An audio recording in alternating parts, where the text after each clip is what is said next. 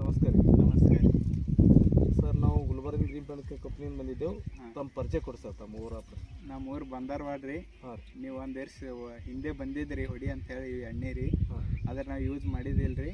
ಈ ಸಲ use ಮಾಡತ್ತೀರಿ green planet ರೀ.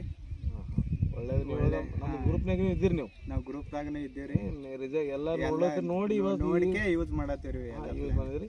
ಈಗ ಸರ್, ನಿಮ್ಮ ಕಬ್ಬಿನ ಸಮಸ್ಯೆ ಏನೇನದ ರೀ? ಇದಕ್ಕೆ ಜರ ತಾಂಬೂರ್ ರೋಗ ಹೊಂಟಾಯ್ತ್ರಿ.